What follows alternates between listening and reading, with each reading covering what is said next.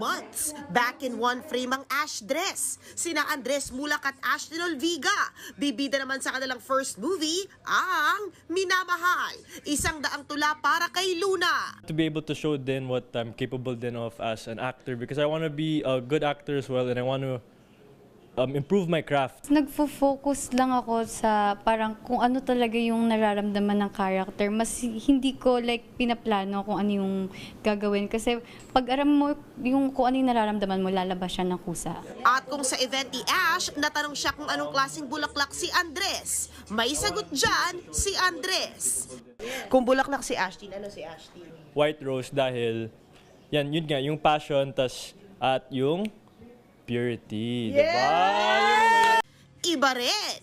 Sinasalamin daw ng love story ni Luna at Rafi ang pagmamahalang Gen Z at Gen Alpha. At ito raw ang magpapakita na ang Ash dress ay versatile as actors.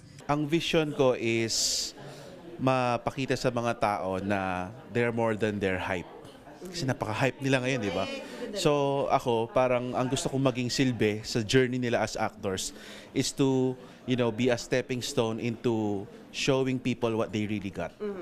Sa ngayon, puspusan ng workshops na Ash at Andres para sa kanilang pelikula na showing na sa September 24.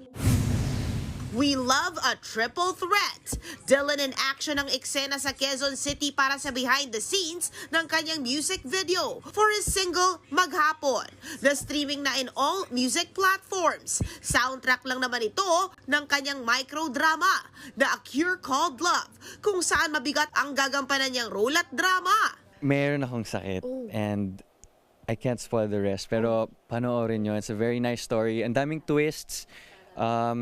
It's about sakit, sa mana, family. So, Trending naman lagi si Dylan dahil sa mga behind-the-scenes ganap niya as Trip Palma sa Wattpad hit na Seducing Drake Palma alongside Robin Angeles at Angela Muji. Gulat daw si D sa dami ng fan edits.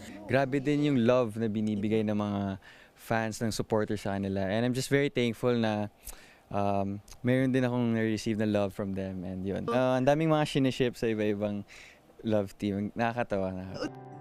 Mapapanood na sa end of July ang kanyang microdrama sa Signal Play app. May kasunod pa ito na microdrama na Father's Last Wish soon. Abangan din si Dylan sa Seducing Drake Palma starting this July 21 sa TV5.